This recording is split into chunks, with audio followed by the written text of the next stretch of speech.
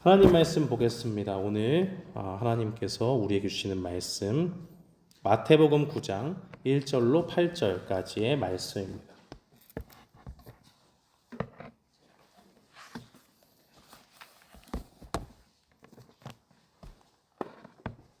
신약성경 마태복음 9장 1절로 8절까지의 말씀. 우리 말씀이 조금 긴데요. 우리 한 절씩 제가 먼저 읽고 우리 여러분들이 2절 읽고 교독하도록 하겠습니다. 예수께서 배에 오르사 건너가 본 동네에 이르시니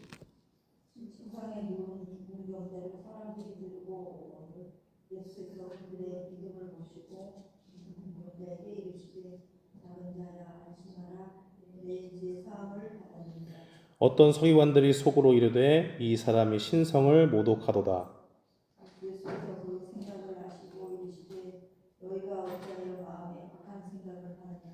내 죄사함을 받았느니라 하는 말과 일어나 걸어가라 하는 말 중에 어느 것이 쉽겠느냐?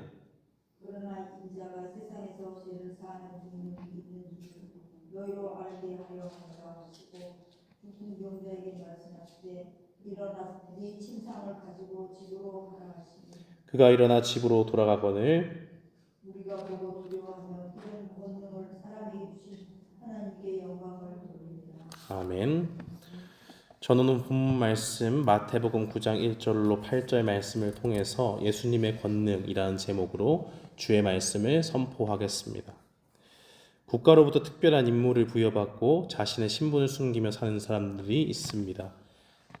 한국에서는 국정원이라고 하죠. 국가정보원에 속한 사람들이 그렇고, 미국에서는 CIA라고 불리는 사람들, 미국의 중앙정보국의 사람들이 그렇습니다. 그런 사람들은 자신의 신분을 철저히 숨깁니다. 가족과 또 주변에 있는 친구들과 모든 지인들을 향해서 자신이 무슨 일을 하는지를 의도적으로 다르게 이야기하고 자기의 정체를 숨깁니다. 그런데 국가로부터 이 특별한 임무를 받지 않았음에도 불구하고 자신들의 신분을 숨기는 사람들이 있습니다. 교회를 다니면서도 어디 가서 그리스도인이라고 말하지 않는 사람들이 그렇죠. 이런 분들은 다른 사람들이 물어보면 어쩔 수 없이 이야기를 하거나 때로는 드러내지 않고 탄로나고 싶지 않다라는 그러한 마음을 가지고 생활을 합니다. 밖에서 식사 기도를 할 때도 어떻게든 티 안 나게 안 믿는 사람처럼 그렇게 자신을 숨기려고 애를 쓰고 웬만하면 자신이 예수님을 믿는다는 것을, 교회 다니는 성도라는 것을 들키지 않으려고 합니다. 성도이면서도 그렇게 하나님의 자녀된 신분을 숨기려고 하는 사람들은 왜 그렇게 부단히 자신을 숨기려고 합니까? 스스로 생각할 때 자신의 삶이 너무 부족해서 내가 지금 예수님을 믿는다고 말할 수나 있을까? 라는 그러한 생각 때문입니다. 스스로 생각할 때 교회 다닌다고 하고 예수님 믿는다고 하는데 겨우 이 정도로 살아서 내가 예수님 믿는다, 교회 다닌다, 성도다 이렇게 말할 수 있을까 하는 생각이 마음속에 있는 겁니다. 예수님을 안 믿는 사람까지는 아니어도 그래도 자신의 행동을 보면 아직도 죄를 많이 짓고 죄를 사랑하는 모습이 있고 순간순간 죄의 유혹에 넘어지는 자신의 모습을 봅니다. 그런 것을 보면서 죄에 물든 자신의 모습을 보고 실망하죠. 이런 분들은 어떻게 생각합니까? 나 같은 사람이 어떻게 예수님 믿는다고 할 수 있냐? 어디 가서 내가 창피하게 예수님 믿는다고 말할 자격이나 있을까? 라고 그렇게 생각을 합니다. 오늘 우리 주님의 말씀은 바로 이런 생각 가운데 있는 사람들에게 예수님의 권능, 죄를 사해 주시는 예수님의 권위를 보여주십니다. 예수님께서는 오늘 본문 1절 말씀에 배를 타고 본 동네에 이르셨다라고 그렇게 기록하고 있습니다. 본 동네란 예수님이 거하시던 가버나움을 의미합니다. 예수님은 8장 마지막에서 귀신 들린 사람을 고치시고 이제 그곳에서 사람들이 예수님 제발 떠나주십시오 라고 하는 그 간청의 요청을 듣습니다. 그리고 그들의 말대로 예수님께서는 배를 타고 다시 가버나움으로 오셨습니다. 그리고 그곳에서 한 무리의 사람을 만나게 되는데 2절 말씀에 보니까 중풍병자를 데리고 온 사람들과 침상에 누워진 중풍병에 걸린 환자를 만나셨다 합니다. 이 사람들은 어떤 사람들입니까? 예수님에 대한 믿음을 가지고 나온 사람들입니다. 예수님께서는 2절 하반절 말씀에 그들의 믿음을 보셨다라고 그렇게 이야기를 합니다. 예수님 앞에 중풍병 환자와 그 사람을 데리고 온 사람들은 어떠한 믿음이 있었습니까? 어떻게든 예수님을 만나기만 하면 중풍병에 걸린 사람들이 낫는다라고 하는 확고한 믿음이 있었습니다. 마태는 이 내용을 굉장히 짧게 다룹니다. 그렇지만 마가복음과 누가복음에서는 조금 이 사건을 자세히 기록하고 있어요. 마가는 그 침상을 들고 간 사람들이 4명이었다고 이야기합니다. 들것에 실렸으니까 우리가 한쪽 귀퉁이를 4명이서 나눠서 이렇게 들고 갔겠죠. 그리고 마태는 침상에 누운 중풍병자를 사람들이 데리고 오거늘 이라고 짧게 표현하지만 마가와 누가는 그 사람들이 정상적인 방법으로는 도저히 예수님께 나아갈 수 없을 만큼 사람들이 많고 그 광경이 매우 혼잡했음을 증거하고 있습니다. 그때 그 사람들은 어떤 선택을 합니까? 예수님이 계신 곳에 지붕을 뜯어내기로 합니다. 우리가 요즘 지붕이다 라고 하면은 뭐 이렇게 뾰족하게 생긴 집들의 지붕을 얘기하지만 이스라엘에 있는 지붕은 평평해요. 그래서 사람들이 그 위로 올라가기 쉽습니다. 그런데 그 사람들이 이 침상에 놓여진 이 중풍병 환자를 데리고 4명의 사람들이 그 위로 올라가서 집 위에서 무언가를 하는 겁니다. 지붕을 뜯어내기로 결심을 하고 예수님이 계신 그 집으로 향했습니다. 그리고 그곳에서 지붕을 뜯고 천장을 구멍 내어서 줄을 달아 내려가지고 침상에 놓여진 그 중풍병자를 예수님이 잘 보실 수 있도록 위에서부터 이렇게 쭉 달아 내리는 거예요. 중풍병자를 그 구멍으로 달아 내려서 그 사람을 보이기까지 하는 그 사람들의 모습은 어떻습니까? 말 그대로 간절함이 묻어나 있는 모습이라고 할 수 있습니다. 사람들을 뚫고 그 지붕으로 나아갈 때에 사람들이 저 사람들 뭐 하는 거야? 라고 하는 생각을 가졌을 수 있죠. 지붕을 뜯어내기 시작합니다. 저건 안 되지. 저렇게 하면 안 되지. 라고 하는 사람들의 소리도 분명히 들었을 겁니다. 지붕만 뜯는 것이 아니라 이제 적극적으로 그 위를 두들겨서 완전히 구멍을 내고 어느 정도의 조그만 크기가 아니라 사람 하나를 충분히 내리고 남을 그러한 구멍을 완전히 뚫는 것을 사람들이 보게 됩니다. 분명히 금전적인 손해가 발생하는 일들이죠. 그 모습을 보는 사람들은 그렇게 생각했을지 모릅니다. 야, 아무리 그래도 그렇지 저렇게까지 해서라도 예수님을 그 보기 위해서 병자를 내리려고 저런 모습까지 해야 되는가 라는 생각을 했을지 모릅니다. 그러나 주님은 그들의 모든 행동을 보시고 한마디의 꾸짖음도 하지 않으셨습니다. 예수님께서는 그들의 그런 모든 행동을 바로 믿음으로 간주하셨기 때문입니다. 이 사건 앞에 나온 8장 마지막에 나와 있는 귀신에 쓰인 사람들의 그 나온 이야기들을 우리는 기억합니다. 그때 나온 사람들은 예수님께 어떻게 했습니까? 귀신에 씌인 사람 때문에 고통을 받고 있다가 예수님이 그 근대 귀신 들린 사람들에게 귀신을 쫓아내 주셨어요. 그러니까 오히려 그 가운데서 많은 유익이 있는데 그들에게 생활을 할 수 있도록 도와주었던 돼지떼에게 귀신이 들어가서 돼지가 다 몰살하자 그 가운데서 금전적인 손해를 생각하면서 예수님께 떠나가 달라고 했습니다. 그러나 이 사람들과 달리 오늘 본문에 나와 있는 사람들은 예수님을 만나러 온 사람들입니다. 적당히 얼굴만 보고 갈 생각은 아니었습니다. 어떻게든 만나서 이 병을 해결해 보려고 했고 확실한 믿음을 가지고 주님께 이 병자를 보이기만 하면 이 병자도 중풍병 환자도 내가 정말 예수님을 만날 수만 있다면 나을 수 있다라는 그런 확신이 있었습니다. 사랑하는 성도 여러분, 예수님은 이 땅을 사는 성도들에게 무엇을 요구하십니까? 중풍병자를 예수님께 보이고자 했던 사람들의 믿음, 또 예수님을 보기 원했던 중풍병자 그 환자의 믿음, 그 믿음을 우리에게 요구하십니다. 요점은 다른 사람들에게 피해를 주어도 우리만 좋으면 됐다, 이런 것이 아니에요. 요점은 예수님을 만나기만 하면 어떤 사람도 낫지 못하게 하는 이 병도 주님이 확실히 낫게 해주신다 하는 확신입니다. 그 믿음을 가지고 주님께 나아갔을 때 예수님은 우리에게 무엇을 알려주십니까? 2절 말씀과 같이 우리의 믿음을 보신다 라고 그렇게 말씀합니다. 주님이 하시면 능치 못함이 없다는 그 믿음을 가지고 주님 앞에 나아갈 때에 예수님께서는 우리를 모른 척하지 않으십니다. 우리의 믿음을 바라보시고 그 믿음 그대로 우리에게 반응해 주십니다.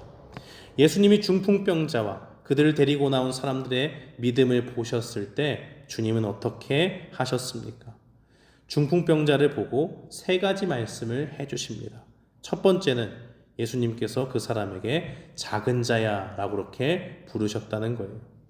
여기서 작은 자다라고 하는 것은 친근한 관계 가운데 있는 사람에게 쓰는 말로 아이 혹은 아들에게 쓰는 말이고 또 어른을 향해서 쓸 수 있는 말입니다. 요한복음 1장 12절 말씀은 증거하기를 영접하는 자 곧 그 이름을 믿는 자들에게는 하나님의 자녀가 되는 권세를 주셨으니 라고 그렇게 증거합니다. 믿음으로 나온 그 사람은 무엇이 되었습니까? 예수님을 믿는 그 믿음 때문에 하나님의 자녀가 되었다는 겁니다. 중풍병자의 믿음은 무엇입니까? 전적으로 자신의 연약함을 인정해요. 그리고 그 누구에게도 내가 기댈 수 없다는 사실을 알고 있습니다.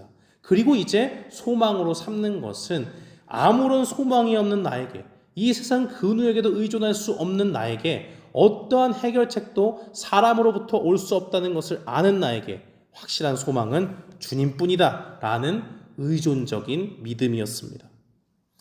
예수님을 믿는 사람들은 어떤 사람들입니까? 나의 존재의 한계를 인정하는 사람들입니다. 나의 연약함을 인정하고 주님께로 나아가는 사람들입니다. 바로 그런 믿음을 가지고 나는 연약하지만 주님은 강하시다는 믿음을 가지고 자신을 주님께 맡길 때에 주님께서 그 영혼을 긍휼히 여겨주시고 책임져 주십니다. 그래서 주님은 이 환자에게 두 번째 말씀을 하십니다. 안심하라. 안심하라는 말은 어떤 존재에 대한 신뢰나 의존에 의한 용기라고 볼 수 있습니다. 그런 면에서 이 말씀을 생각해 볼 때 내 자신의 존재를 주님께 내어 맡긴 사람은 두려워할 필요가 없다는 것을 알게 됩니다. 사도 바울은 증거하기를 고린도후서 12장 10절에서 이렇게 말씀했습니다.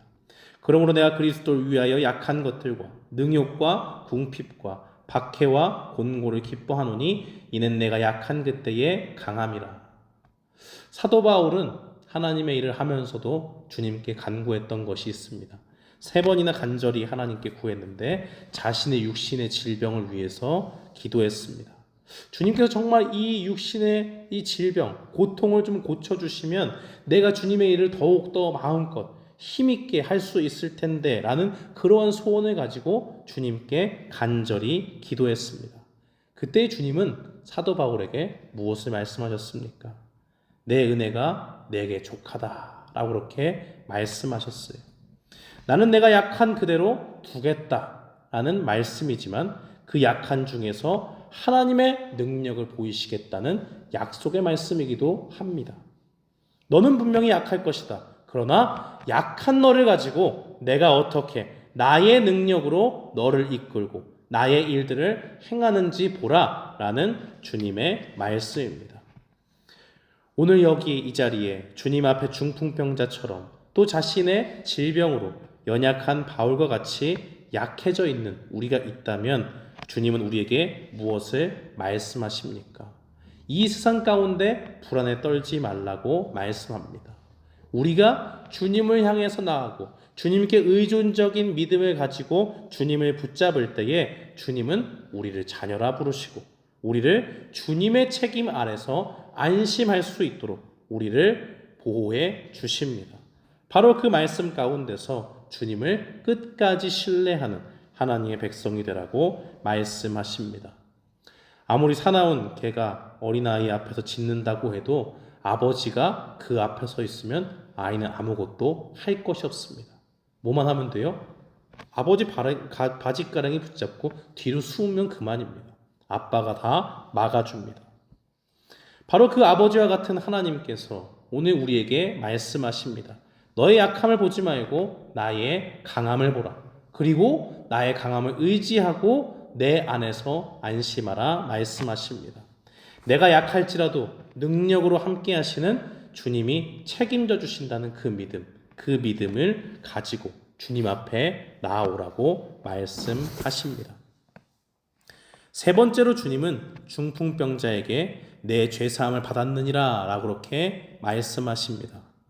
11절 이하의 말씀은 1절 이하의 말씀을 보면 예수님이 이제 세 번째 말씀에 대해서 반감을 갖는 서기관들의 그러한 모습이 나타나 있습니다. 그들은 예수님의 권위에 감히 대적하지 못했어요. 예수님께서 말씀하실 때에 내 죄사함을 받았느니라 라고 했을 때에 그것에 입술로 정면으로 반박하지 못합니다. 주님의 권위 앞에 눌려 있는 거죠. 그렇지만 그 속으로는 생각하는 거예요. 아니, 하나님만이 죄를 용서해 주실 수 있는데 감히 자신이 하나님처럼 죄를 용서해 준다고 선포할 수 있는 사람이 어디 있는가? 유대인들에게 이 말씀은 예수님께서 내 죄사함을 받았느니라 라고 하는 그 말씀을 하실 때에 그 말씀은 큰 거부감을 일으켰습니다. 이사야서 43장 25절 말씀에 보면 나는 곧 나를 위하여 내 허물을 도말하는 자니 내 죄를 기억하지 아니하시다 라고 그렇게 말씀하십니다. 하나님께서는 자신만이 죄를 없앨 수 있다, 죄를 기억하지 않을 수 있다, 죄를 용서할 수 있다라고 말씀해 주셨습니다. 이러한 사상이 유대인들에게 가득 찼기 때문에 이 땅에 오신 예수님을 하나님으로 믿지 않는 한 예수님의 말씀은 유대인들에게 굉장히 거치는 말이 됩니다. 마태는 많은 구약의 약속들을 통해서 예수님이 구약에서 이야기하고 있는 메시아, 곧 우리를 장차 구원하러 오실 예수 그리스도, 구원자라고 이야기하고 있습니다. 그러나 서기관과 바리새인들은 예수님을 메시아로, 이 땅에 오신 하나님으로 인정하지 않았습니다. 그렇기 때문에 예수님께서는 자신이 인간의 몸을 입고 있지만 하나님이심을 분명히 드러내십니다. 12절 말씀은 증거하기를 예수께서 그 생각을 아시고 이르시되 라고 그렇게 말씀하고 있습니다. 예수님께서는 그 생각을 아시고 말씀하시되 라고 얘기할 때 무엇을 보여줍니까? 그들의 생각을 분명히 알고 있다라는 것을 말씀하고 있습니다. 잠언 16장 2절 말씀은 증거하기를 사람의 행위가 자기 보기에는 모두 깨끗하여도 여호와는 심령을 감찰하시느니라 라고 그렇게 증거하고 있습니다. 하나님께서는 아무리 우리의 행동이 좋아 보여도 우리의 마음속을 살피셔서 보이는 행동뿐만이 아니라 우리 마음속에 행동의 그 동기까지도 파악하시는 분입니다. 사람은 모든 현상들을 보고서 혹시 이 사람이 이런 생각을 하는 것 아닐까 생각을 하고 추론의 근거에서 이야기할 수 있죠. 그러나 우리 주님은 무엇을 하십니까? 그 속을 꿰뚫어 보시고 아신다 말씀하십니다. 하나님께서 사람의 마음을 꿰뚫어 보시는 분이라면 예수님께서도 그들이 속으로만 생각했는데 그것을 이미 아셨다라고 하는 것은 예수님이 이 땅에 오신 하나님이라는 것을 증거하는 말입니다. 서기관의 생각을 간파하신 주님은 그의 생각을 악한 생각이다 라고 그렇게 말씀하셨습니다. 그들의 생각을 악하다고 하신 것은 하나님께서 예수님을 통해 죄를 용서하시는 은혜를 주셨기 때문입니다. 바로 그 주님의 은혜가 예수님으로부터 주어지게 되는데 주님께서 죄를 용서하시는 은혜를 베푸신다는 사실을 정면으로 반박하고 있는 마음이 있으니 그것이 곧 악한 것입니다. 예수님은 십자가에서 우리를 위해서 모든 고통을 짊어지셨습니다. 우리가 해결할 수 없는 죄를 대신 가지고 가셨고 우리가 받아야 될 죄의 형벌을 대신 십자가에서 당하셨습니다. 우리는 이 주님의 십자가의 사역을 통해서 주님 앞에 의롭게 되고 용서받은 의인으로 하나님 앞에 나아갈 수 있는 길이 열렸다는 것을 믿습니다. 그런데 이 은혜를 대적하는 것은 하나님의 뜻과 정면으로 배치되고 완전히 반대되는 것이죠. 그러므로 예수님은 죄를 용서할 수 없다, 예수님께서 죄를 사하는 권세가 없다라고 생각하는 것이 바로 악한 생각이라 말씀하십니다. 그리고 나서 예수님께서는 이 모든 현상 가운데 또한 이렇게 말씀하십니다. 일어나 걸어가라라는 말은 죄 사함을 받았다는 말보다 쉽다라는 것을 알려주고 있습니다. 왜냐하면 병을 고치는 것은 대단한 일입니다. 그러나 이 땅을 사는 동안 일시적인 것이죠. 그러나 다른 병에 걸려서 사람들은 또 고생을 할 수가 있습니다. 사람들 앞에서 죄사함을 선포하는 것보다 일어나 걸어가라 라고 하는 말은 사람들에게 있어서 지금 현상 가운데 낫게 해줬다라는 것을 확실히 보여줄 수 있죠. 그러나 죄사함의 권세는 눈에 보이지 않습니다. 그것은 언제 드러납니까? 죄사함의 은혜를 받았다 안 받았다는 마지막 날에 주님 앞에 갈 때에 그 가운데서 확실히 드러나게 됩니다. 그렇기 때문에 사람들 앞에서 일어나 걸어가라 라고 하는 말은 참 쉽습니다. 그러나 우리 눈으로 확인도 안 된, 볼 수도 없는 그러한 것들을 확신 가운데서 선포하시는 일은 훨씬 어려운 일입니다. 또한 이 땅에 사는 그런 모든 병들을 고치는 것은 일시적일 수 있습니다. 그러나 죄사함의 은혜는 영원합니다. 한번 주님께 용서를 받았다면 그 가운데서 우리는 주님 앞에 구원을 얻는 은혜를 얻게 됩니다. 우리가 어떠한 죄를 짓더라도 죄의 무게와 횟수에 상관이 없이 우리가 주님 앞에 회개할 때마다 주님은 우리의 죄를 용서해 주십니다. 우리에게 잘못된 마음의 자세는 무엇입니까? 그래 어차피 주님이 또 용서해 주시니까 죄를 지어도 상관없지, 또 가서 주님 앞에 회개하면 되는 거 아닌가 라고 하는 악한 마음입니다. 그러나 진정으로 주님께 자신의 연약함을 맡기는 사람은 주님의 긍휼과 사랑을 악용하지 않습니다. 나같이 연약한 사람을 품어 이끄시는 주님의 사랑을 깨닫고 어떻게 하면 내가 주님의 뜻 가운데 거할 수 있을까 생각하면서도 넘어질 때 주님을 용서하시는 그 주님을 믿음으로 바라보는 사람입니다.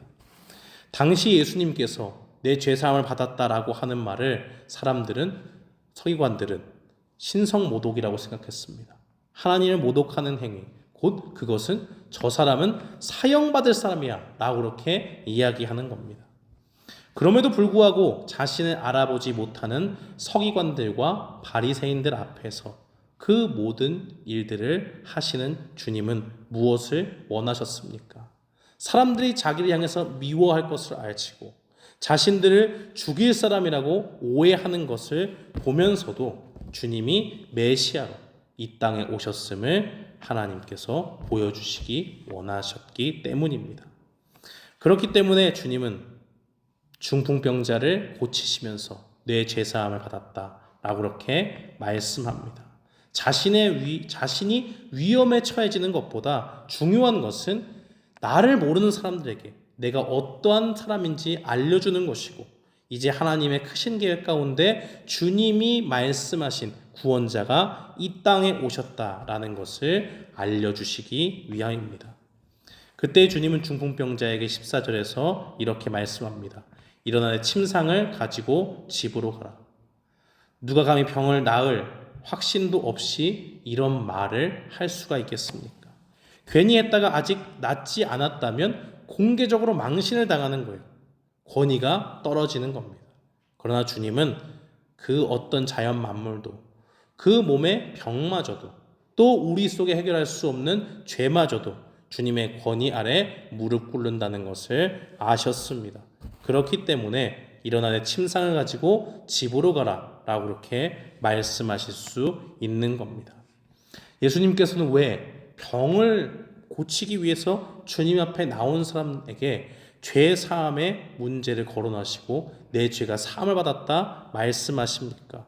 근본적으로 이 육신의 병뿐만이 아니라 더 근본적인 문제, 인간의 온 인류의 고통의 문제가 바로 죄로부터 왔음을 직시하시는 것이고, 그 가운데서 누구도 해결할 수 없는 이 죄의 문제를 자신의 권위 앞에 자신만이 오로지 해결할 수 있다는 것을 보이기 위함이십니다. 사랑하는 성도 여러분, 오늘 말씀은 우리에게 무엇을 알려주십니까? 우리를 죽음으로 몰고 가는, 두렵게 만드는 그 병이 중요하지만 그거보다도 더 위협적인 것은 그 병과 같은 모든 고통을 몰고 온 죄라는 사실을 증거하고 있습니다. 이 죄에 대한 근본적인 해결책을 주님이 가지고 계시고 그 죄를 주님이 용서하신다 말씀합니다. 우리의 근본적인 죄의 문제를 해결하시는 주님을 바라보는 사람들은 어떤 모습으로 주님 앞에 나아가야 됩니까? 우리의 모든 죄를 용서하시는 주님이 계시다는 것을 확신하며 나아가야 됩니다. 주님의 권능은, 주님의 권위는 무엇입니까? 사람들이 할 수 없는 죄의 문제를 해결하는 겁니다. 죄사함의 권세가 주님께 있다면 우리를 파멸로 인도하는 그 죄를 없이 하시는 주님께서 우리를 살려주시는 길을 분명히 가지고 계심을 믿어야 됩니다. 우리에게 그 믿음이 있으면 우리는 더 이상 죽은 사람이 아닙니다. 우리는 죄 가운데 넘어지더라도 참된 소망으로 우리를 일으키시는 주님 안에 있는 산 사람이 됩니다. 우리의 죄를 용서하시는 주님 때문에 다시 한번 주님을 붙잡고 나아갈 기회가 이 땅 가운데 얼마든지 있다는 것을 주님은 말씀하십니다. 사랑하는 성도 여러분, 오늘 우리가 눈을 들어서 믿음의 눈으로 주님을 바라보기 원합니다. 우리의 그 어떠한 죄라도 용서하시는 그 주님을 믿고 주님께 날마다 나아가기 원합니다. 사탄은 참소하는 자예요. 끊임없이 우리의 죄를 하나님 앞에 고발합니다. 하나님 이것 보세요. 이 사람이 도대체 주님을 믿는다고 하면서 어떻게 이렇게 살 수 있습니까? 끊임없이 우리를 정죄하고 우리 속에 하나님의 용서보다 우리의 죄를 더 크게 보게 만듭니다. 그러나 우리는 사탄의 지배 아래 있지 않습니다. 사탄이 우리를 공격할지라도 그 모든 두려움에서 안심하라 말씀하시는 주님이 우리와 함께 계십니다.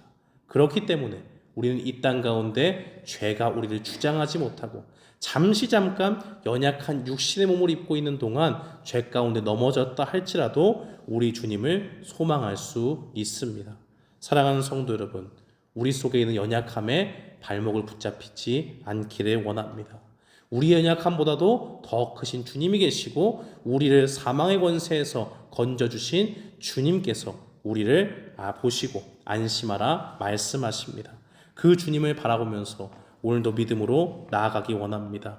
우리의 그 주님께서 우리를 용서해 주시는 그 용서하심을 믿고 넘어지고 연약한 순간에도 다시 주님을 바라보고 이런 나도 사랑하시는 주님, 오늘도 주님께 이 부족한 모습들이나 주님이 또한 나를 용서해 주시고 다시 일으켜 주실 줄 믿습니다. 고백하며 나아가는 우리 모두가 되기를 주님의 이름으로 축원합니다. 아멘.